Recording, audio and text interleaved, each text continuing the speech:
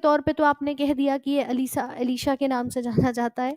ठीक है, इसकी फुल फॉर्म होती है एंजाइम लिंक्ड इम्यूनो सॉर्बेंट ऐसे, ASSAY। ये प्राइमरी टेस्ट है, जब भी किसी को लगता है एड्स के सिम्टम्स हैं तो प्राइमरी टेस्टिंग होती है। जब कंफर्म कराना होता है तो वेस्टर्न ब्लॉटिंग नाम का टेस्ट कराते हैं। कौन सा? Western blotting, western blotting. और इसी एड्स के लिए जागरूकता फैलाने के लिए व्यक्ति हर साल 1 दिसंबर को विश्व एड्स दिवस जो है वो मनाते हैं। तो इस बात का भी ध्यान रखिएगा। आंसर हो जाएगा कुछ इस प्रकार से। ठीक है भाई, ये रहा आपका एलिसा। चलो अगला बताओ, डेंटल कैरीज का क्या मतलब है? What do you mean by dental caries? Class 8 बजे से शुरू हुई थी और अभी दोपहर के 2 बजे तक चलेगी। सेशन को बढ़िया से जाकर के एक बार शेयर करके आ जाओ। भाई बंधु दोस्त यार जितने भी अभी इधर उधर भटक रहे हैं, जिन्हें नहीं पता है क्लास आपकी चल रही है, जल्दी से जाइए और शेयर करके आएंगे एक बार।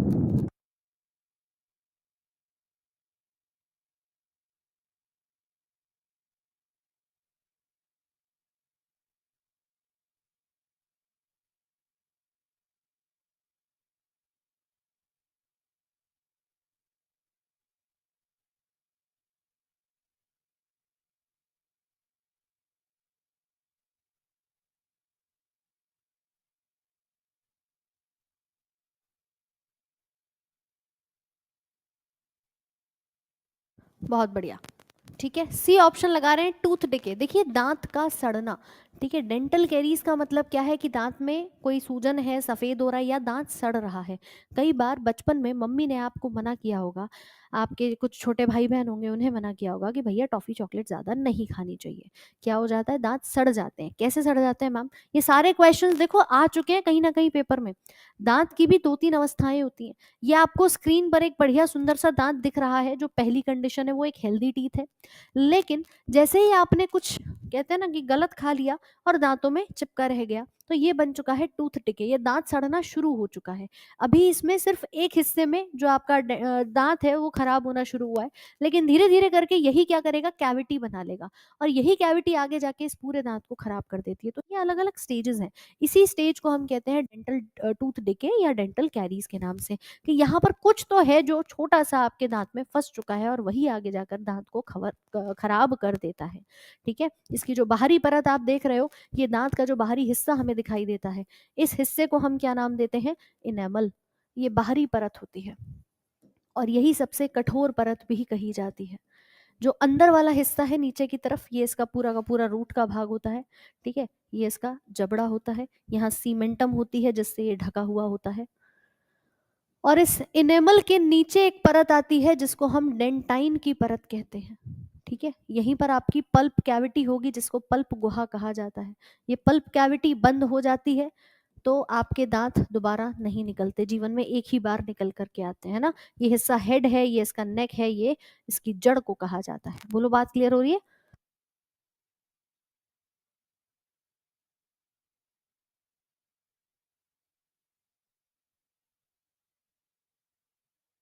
चलो बहुत बढ़िया। ठीक है, तो ये दांत के कुछ हिस्से होते हैं, ध्यान रखिएगा।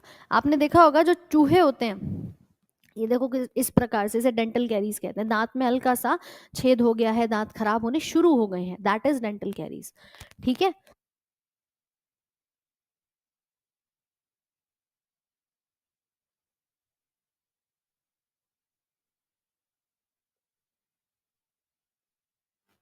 हाँ जी, इसीलिए कहते हैं खाना खाने से पहले और खाना खाने के बाद ब्रश करना चाहिए। ठीक है, चलो। आपने सुना भी होगा कि जो हमारे दांत होते हैं उसमें जो पल्प कैविटी का भाग होता है, अगर वो खुला रह जाए तो दांत जीवन भर आ सकते हैं, वरना नहीं आते। तो ये जो पल्प कैविटी होती है, ये बेसिकली चूहों में और खरगोश में खुली रहती है, जीवन भर खुली रहती है। इसीलिए इनके दांत जो है ना वो बार बार निकलते हैं। ये कितनी बार भी अपने दांत तोड़ लें, बार बार इनके दांत निकलने शुरू हो जाते हैं। तो ध्यान रखना इस बात का भी। चूहे और खरगोश में पल्प कैविटी, पल्प गुहा खुली रहती है। मानव के अंदर बचपन में एक बार खुलती है तो दांत एक बार आपके आते हैं, फिर टूटते हैं, फिर दोबारा आ जाते हैं, क्योंकि मैम तभी तक हमारी पल्प गुहा खुली होती है। तो एक ही बार हमारे दांत जो है वो टूटने के बाद आते हैं, वरना उसके बाद दोबारा, अगर अब दांत टूट गए, ये परमानेंट दांत अगर अब टूट गए तो फिर नहीं आने वाले मैम। क्लियर? तो इसे कहते हैं डेंटल कैरीज। चलिए आगे बढ़ेंगे, अगला सवाल बताइए, टीबी किसके द्वारा होता है? प्रोटोजोआ, वायरस, बैक्टीरिया या फंगस? करो भाई आंसर। हाँ, कैल्शियम फॉस्फेट होता है दांतों में, और क्या होता है? कैल्शियम फॉस्फेट ही पाया जाता है आपके दांतों के अंदर।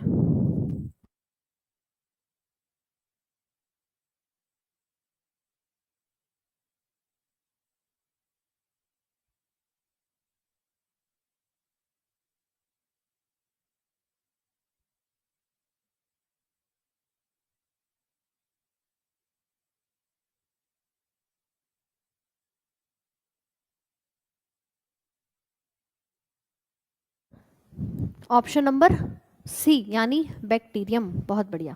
जीवाणु, ठीक है, किसके द्वारा हुआ? जीवाणु के द्वारा हुआ। अगला क्वेश्चन कह रहा है इनमें से कौन सा रोग वायरस के द्वारा होता है? टाइफाइड, टीबी, कोलेरा या चिकन पॉक्स? जल्दी से बताओ भाई, कौन सा होता है एक वायरस के द्वारा? फटाफट से। अब मैम इतने सारे रोग हमने पढ़ लिए हैं, ये सब तो हमारे बैक्टीरिया से हुए थे। चाहे हम टाइफाइड की बात करें, टाइफाइड दूषित खान पान, कुछ गलत खा लिया, कुछ गलत पी लिया, उसके द्वारा आपको फैलता हुआ दिखाई देता है। ये भी बैक्टीरिया से होता है, जिसका नाम होता है साल्मोनेला टाइफी। और इनके नाम यूजुअली बच्चों को लगते हैं टफ, कि मैम ये जो बीमारी है इनके पैथोजन कैसे याद होंगे? बहुत आसान है, क्योंकि देखो टाइफाइड है तो नाम के पीछे टाइफी आ रहा है। ट्यूबरक्लोसिस में माइकोबैक्टीरियम ट्यूबरक्लोसिस है, नाम के पीछे यूजुअली आपको बीमारी का ही नाम दिख जाता है। ऐसे ही कोलेरा में विब्रियो कोलेरा नाम आता है। तो कई सारे नाम तो ऐसे ही आपके सॉर्ट हो जाते हैं, ठीक है, नाम में ही समझ में आ रहा है। चिकन पॉक्स की बात करूं तो ये वायरस से होता है। इसमें आता है आपका वेरियोला और वेरिसेला जूस्टर वायरस, जो कि आपके चिकन पॉक्स और स्मॉल पॉक्स को कराने में सक्षम होता है। ये आप देख सकते हो, वेरिसेला जूस्टर के द्वारा जब ये बीमारी होती है, चिकन पॉक्स का जो वायरस है उसका नाम होता है वेरिसेला जूस्टर। ये वेरिसेला जूस्टर जो वायरस है, जब भी किसी के बॉडी में जाएगा तो स्टार्टिंग में बॉडी पर कुछ छोटे छोटे से दाने होने शुरू हो जाते हैं, और धीरे धीरे करके पूरे बॉडी पर, फेस पर, हाथ पांव पर, बॉडी पर, पैरों पर, सब पर फैलना शुरू हो जाते हैं। ठीक है, तो ये जो बीमारी है आपकी, इसे हम माता के नाम से भी आपने सुना होगा, जानते हैं। और जब भी किसी को ऐसा रोग होता है तो उसको सिंपल कहते हैं कमरे में बंद कर दिया है, घर में मिर्च मसाले का तड़का नहीं लगाते हैं, फफोले हो जाते हैं स्किन पर। और उसके ऊपर अगर मान लो कहीं मिर्च मसाले का कोई भी आपने घर में तड़का लगाया है, उसके वेपर्स लगते हैं, तो और ज्यादा व्यक्ति को खुजली, इचिंग आनी शुरू हो जाती है।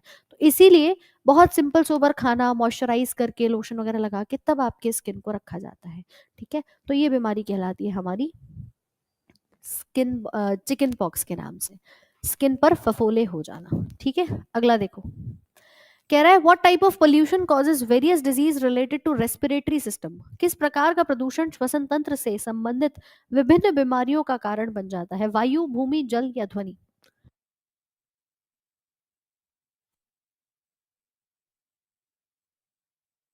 लगाओ भाई फटाफट से।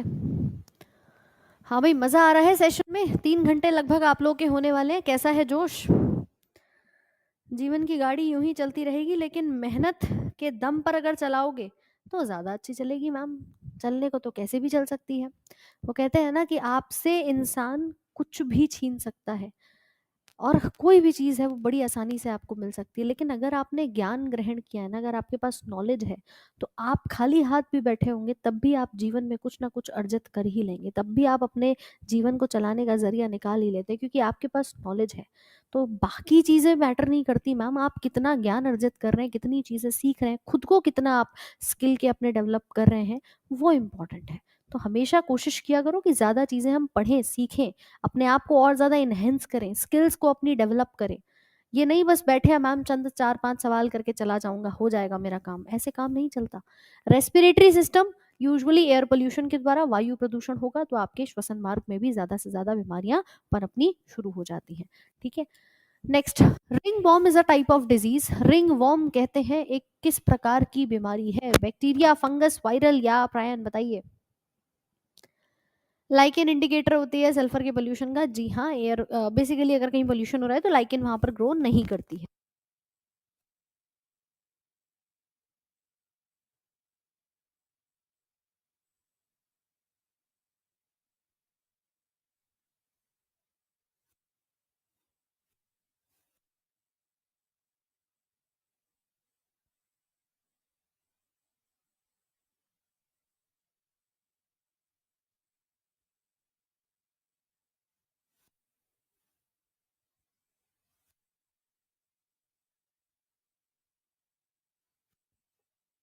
बहुत बढ़िया भाई। ड्रिंक वॉर्म, दांत खाद खुजली हो जाना फंगस के द्वारा होता है, ये फंगल डिसऑर्डर यहाँ पे कहा जाता है।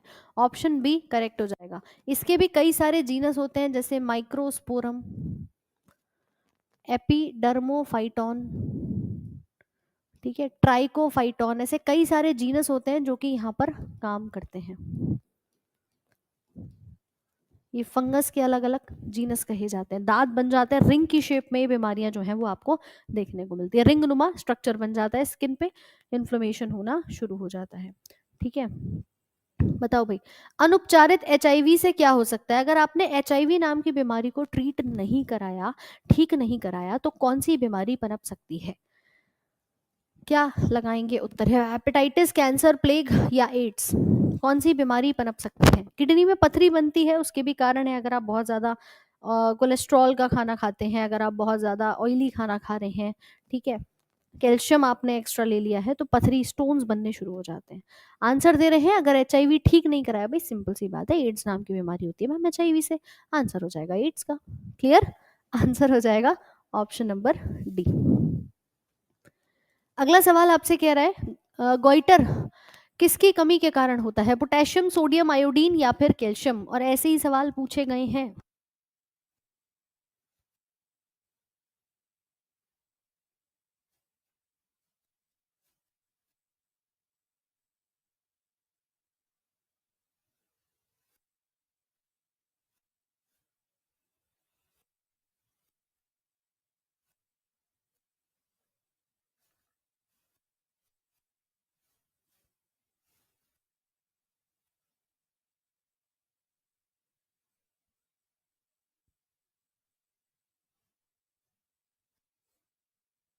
करेक्ट भाई, गोइटर होता है तो आयोडीन की कमी के द्वारा देखा जाएगा। Option number C. सोडियम कौन लगा रहा है ये? करेक्ट, लगाओ नेक्स्ट।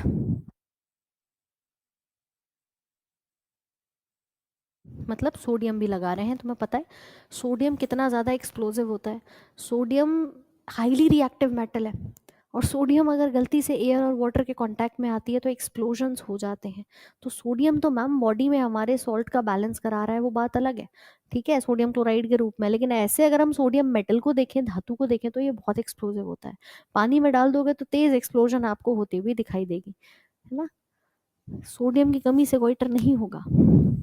ब्रेक बोन फीवर के नाम से भी ये जाना जाता है डेंगू, जो कि एक वायरस के द्वारा होता है। हड्डी तोड़ बुखार इसमें आता है।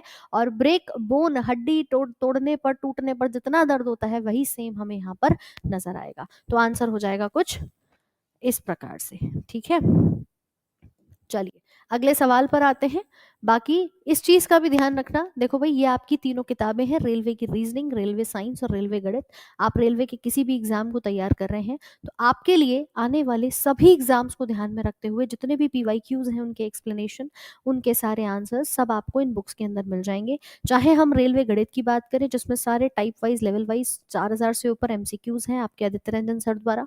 ठीक है, आपकी रेलवे की साइंस, जिसमें आपके फिजिक्स, केमिस्ट्री, बायोलॉजी तीनों के मिला के लगभग 4500 से ऊपर के क्वेश्चंस हैं, वो आपको इस बुक के अंदर मिल जाएंगे। आप अपनी इससे तैयारी कर सकते हैं, न्यूमेरिकल्स हो या कोई भी आपका पूरा कंप्लीट साइंस का पार्ट हो। और रेलवे की रीजनिंग, जिसमें कंप्लीट ट्रिक्स और कॉन्सेप्ट के साथ बहुत शानदार तरीके से आपके विक्रमजीत सर ने इस बुक को तैयार कराया है। रीजनिंग में आपके रेलवे के सारे प्रीवियस ईयर क्वेश्चंस आपको इसमें मिल जाएंगे। तो अगर आप भी बढ़िया से पढ़ना चाहते हैं, तो आप नीचे फ्लिपकार्ट पर दिए गए डिस्क्रिप्शन बॉक्स में प्रैक्टिस करने के लिए ढेर सारे सवाल यहाँ पर हैं, चाहे ग्रुप डी हो, आपका एनटीपीसी हो, या आने वाले एएलपी टेक्नीशियन या किसी भी एग्जाम को आप टारगेट कर रहे हैं। ठीक है, तो प्रैक्टिस आप यहाँ से भी कर सकते हैं। नीचे फ्लिपकार्ट का लिंक जो है वो आपको यहाँ पर मिल जाएगा, तो जरूर से इस काम को करिएगा, ये आप लोगों के लिए बेनिफिशियल रहने वाला है।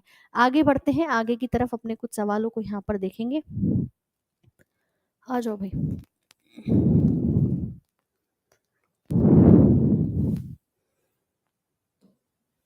नेक्स्ट बढ़ते हैं कुछ क्वेश्चन की तरफ। What is a sponge in biology? जीव विज्ञान में स्पंज क्या है? लगाइए उत्तर। बाइलिंगुअल, हाँ, ये आप लोग को बाइलिंगुअल भी मिल जाएगी, वैसे साइंस वाली आपकी हिंदी मीडियम में है। ठीक है,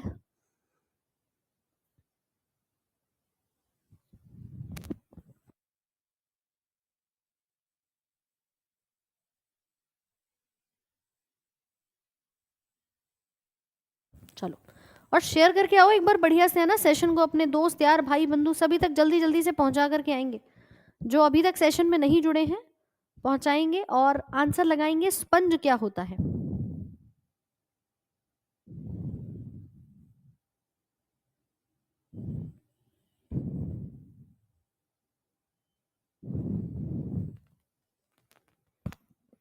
बहुत बढ़िया भाई, आंसर क्या आ रहा है? Option number D, an animal.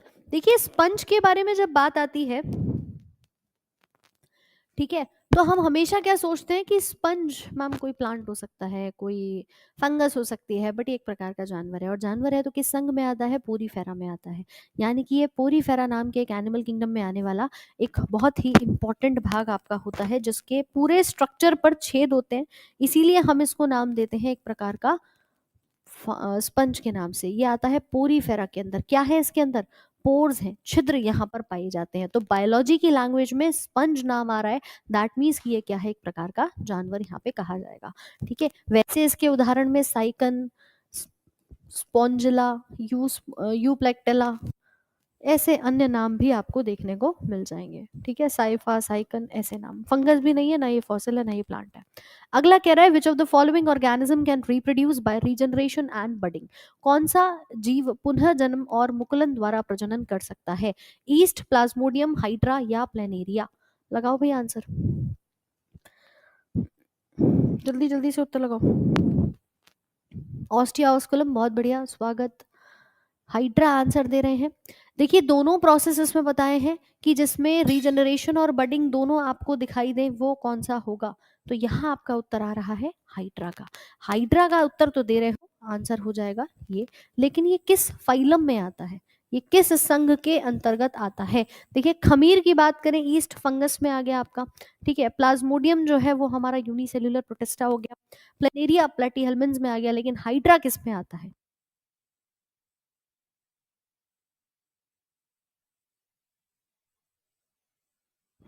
बहुत बढ़िया, सीलेंट्रेटा के अंदर, सीलेंट्रेटा के अंदर।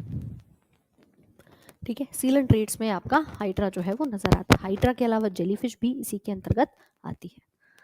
अगला, ये आप देख सकते हो हाइड्रा का पेरेंट है, यहाँ एक छोटा सा ये बड बना, यही बड आगे जाकर डिटैच हुआ, नया प्लांट अपना, नया ऑर्गेनिज्म अपना बना के इसने तैयार कर दिया। तो इस प्रकार की बडिंग देखी जाती है। अगला कह रहा है इनमें से किसकी बॉडी दो लेयर्स ऑफ सेल से मिलकर बनी होती है? दो परतों से मिलकर के किसका शरीर बना हुआ होता है? दो परतों से मिलकर किसका शरीर बना हुआ होता है? बताओ जल्दी से,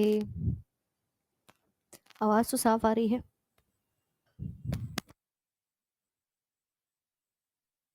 टू लेयर्स यानी डिप्लोब्लास्टिक है।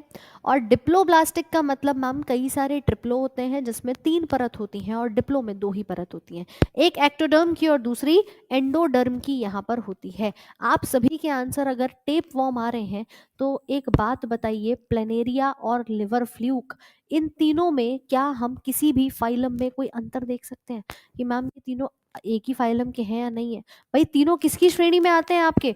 ये तीनों के तीनों आते हैं प्लेटीहेल्मिन्स में। तो आप एक अकेले को कैसे बता सकते हो? होगा तो पूरा संघ होगा, अकेला थोड़ी होगा। तो मैम ये वाली कहानी ना बेसिकली टू लेयर्स के अंदर नहीं आती, हाइड्रा आता है जो कि आप कहेंगे डिप्लोब्लास्टिक होता है। मैं अगर लिवर फ्लू की बात करूं, मैं अगर प्लेनेरिया की बात करूं, मैं अगर टेपवॉर्म की बात करूं, प्लेटीहेल्मिन्स के मेंबर है मैम, ये तो होगा नहीं कि मैम एक में हो दूसरे में ना हो, पूरा का पूरा संघ एक जैसा होता है। तो प्लेटीहेल्मिन्स यानी चपटे कृमि, जिन्हें फ्लैट वॉर्म्स, टेप वॉर्म, इन सब के नाम से जाना जाता है, ये डिप्लोब्लास्टिक नहीं होते, टू लेयर्स ऑफ सेल्स बनी होती है हाइड्रा में। हाइड्रा जो कि सीलेंट्रेटा में आता है। देखो ये पूरा का पूरा जंतु जगत एक ट्रिक से याद कराया था। ट्रिक क्या थी कि आपने चाय पे बुलाया था, किसको बुलाया था? पीसी को चाय पे बुलाया था। अब पीसी कौन है? नॉट प्रियंका चोपड़ा, हो सकता है कोई तुम्हारी दोस्त हो। ठीक है, आपने कहा कि पीसी चाय पीने आ, चाय पीने आ, तीन बार बुलाया, आ, बोले मैं तो आ गया भाई तू भी आ जा। ठीक है, तो पी से Porifera, Coelenterata, Ctenophora, प्लेटीहेल्मिन, तेस्कीहेल्मिन, तेनेलिडा, arthropoda, Mollusca और एकाइनोडर्मेटा, ये है पूरा जंतु जगत, एनिमल किंगडम। याद आ रही है? पीसी को कैपेचिनो पीने बुला लिया तुमने, है चाय पीने। चलो, तो इस प्रकार का जो चैप्टर है, इसीलिए आसान भाषा में ट्रिक से, जिसने पहले चैप्टर की थ्योरी हमसे पढ़ी है, मुझे नहीं लगता कोई सवालों में समस्या आ रही होगी। क्यों भाई? तो यहाँ पर बताया था ये सेल है, ये दोनों मैम टिश्यू होते हैं, फिर बाकी इसमें ऑर्गन बन जाता है, यहाँ पर बनने शुरू हो जाते हैं ऑर्गन सिस्टम। ऐसे ही ये वाला, इसके अंदर कोई सिमेट्री नहीं होती, इन दोनों के अंदर रेडियल सिमेट्री है, बाकी सब में बाइलेटरल सिमेट्री है। डिप्लोब्लास्टिक में यहाँ तक डिप्लो रख दिया, फिर उसके बाद सारे ट्रिप्लो बन गए। ऐसे कहानी याद करनी थी, बोलो कराई थी कि नहीं है? किसे भेज दिया तुमने पाकिस्तान? चलो, तो ध्यान रखना अगली बार से कि डिप्लो का मतलब क्या है, इसमें दो ही परत होंगी, एक एक्टोडर्म की और एक एंडोडर्म की, ठीक है, और बाकी में तीन परत होती है, एक्टो, एंडो और मेसोडर्म की। ये वो लेयर्स हैं जो आपके अलग अलग ऑर्गन की डेवलपमेंट कराती हैं। आपसे पूछूं मैं, ब्रेन कहाँ से बना? ब्रेन बना एक्टोडर्म से, एक्टोडर्मल उत्पत्ति है ब्रेन की। आपका ब्लड, आपका बोन, हड्डियां कहाँ से बनी? मीजोडर्म से बनी है मैम। तो ऐसे हमारी ये लेयर्स अलग अलग ऑर्गन्स को बनाती हैं, ठीक है। चलो अगला देखो, the body of dash is made up of two layers of cell, coelenterata, nematoda, annelida या प्लेटीहेल्मिन्थ। मुझे नहीं लगता अब इसमें कोई भी आंसर गलत करने वाला है। कल का मैच सबने देखा था, है ना, कितना शानदार मैच था। अब इसी मैच के अनुसार अपने आज के इस मैच को भी तुम्हें बढ़िया से 2 बजे तक तैयार करना है, ऐसे ही क्वेश्चंस को लगाने हैं। The body of dash is made up of two layers, again same चीज पूछी है, डिप्लोब्लास्टिक कौन होते हैं?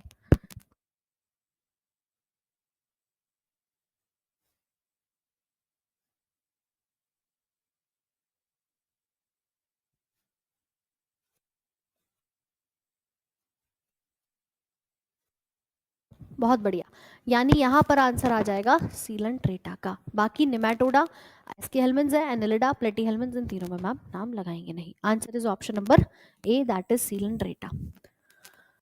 ऑलराइट, अगला देखिए, hydra, starfish, planaria are produced by which of the following process. इनका जो निर्माण प्रक्रिया है वो कौन सी होती है, ये आपसे पूछी है। हाइड्रा है, स्टारफिश है, प्लेनेरिया है, बताओ भैया किससे बनते हैं ये? अभी हाइड्रा के बारे में तो मैम पढ़ा भी था। क्यों भाई, लगाओ आंसर जल्दी जल्दी से।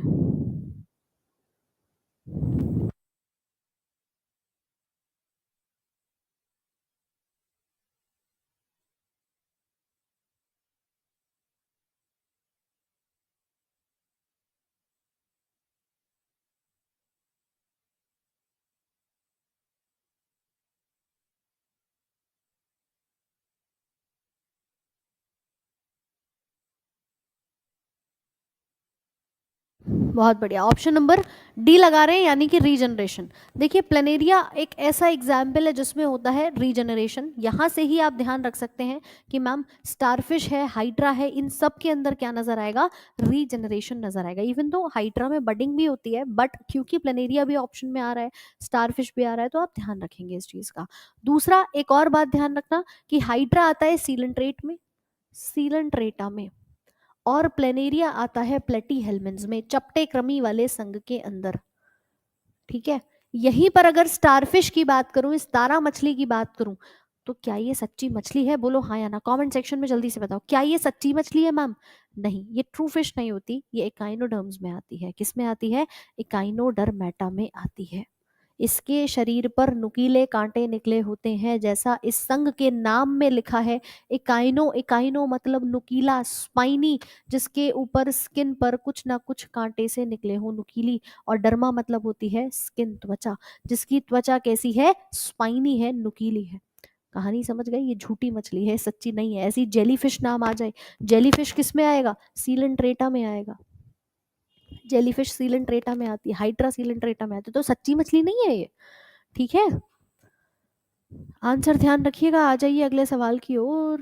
पहले तो तुम ये बताओ, which one of the following is not triploblastic, इनमें से कौन सा ट्रिप्लोब्लास्टिक नहीं है? हाँ भाई, मैम आज हम लोगों का क्लास नहीं चलेगा क्या? नहीं नहीं, आज वो वाली क्लास नहीं है, आज ये क्लास चल रही है सुबह 8 बजे से लेकर के और आपके दोपहर के 2 बजे तक। तो आज अपने क्वेश्चंस की प्रैक्टिस करेंगे यहाँ पे, लगा दो भाई बढ़िया से। और आज जो वहाँ इंतजार कर रहे थे उन्हें भी भेज देना, बढ़िया से शेयर कर देना कि भाई सेशन तो चल रहा है लेकिन सेशन यहाँ चल रहा है। तो जल्दी से एक बार पहुंचा करके आएंगे अपने मित्र, यार, भाई, बंधुओं सभी तक।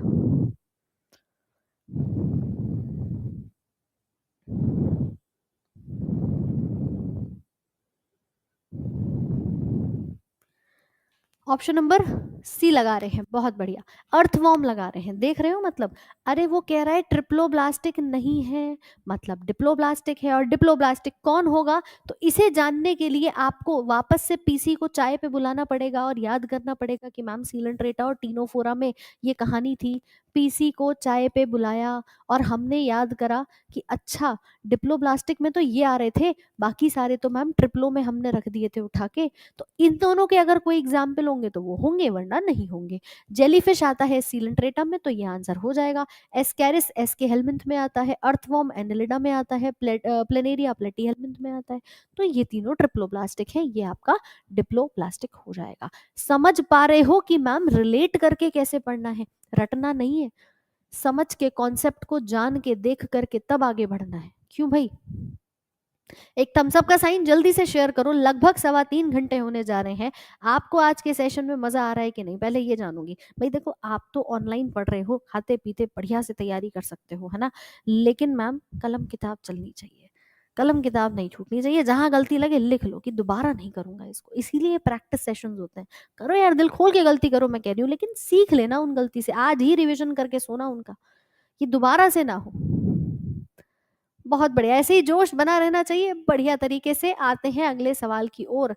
नेक्स्ट क्वेश्चन लगाने से पहले मैं आपको बता दूं कि इसका पीडीएफ हमारे टेलीग्राम पर मिलेगा, जिसका नाम है RG state exams official Telegram channel. मैं एक बार और आपको एक चीज बताना चाहूंगी कि देखिए, ये पूरा हमारा चैनल है आरजी स्टेट एग्जाम्स। जब आप इस यूट्यूब चैनल पर जाएंगे तो ऊपर ही लिंक लगा हुआ है टेलीग्राम का। ये रहा टेलीग्राम चैनल, जिसके ऊपर आप अपनी पूरी पीडीएफ, के 2 बजे क्लास खत्म होगी उसके बाद में आपको पहुंचा दिया जाएगा। ठीक है, तो इस चैनल पे आप जुड़ सकते हैं। बाकी अभी मैम आज एक पहली मैराथन हुई है, कल से आपकी बाकी मैराथन भी शुरू होने वाली है। ये आप देख सकते हो, सबके इवेंट लगे हैं, जिसमें कि कल आपके गणित की, कंप्लीट मैथ्स की धर्मेंद्र सर की क्लास होगी। फिर फिजिक्स केमिस्ट्री की क्लास रहेगी आपकी परसों के दिन सुबह 8 से 2, सेम 6-6 घंटे की क्लासेस हैं। फिर रीजनिंग की क्लास होगी आपकी, और उसके बाद जीएस के लिए सर आपके अमित सर लेकर के आ रहे हैं सेशन को। तो ये सारे मैराथन अभी लाइंड अप है आपके। जो बच्चे कह रहे थे 25 दिन 25 मैराथन, वो जैसे चलती है वैसे ही चलेगी, उसमें कोई चेंज नहीं है। ठीक है, चलो सवाल पे आ जाओ। किसको हम प्लेटफॉर्म के नाम से जानते हैं? चपटे क्रम।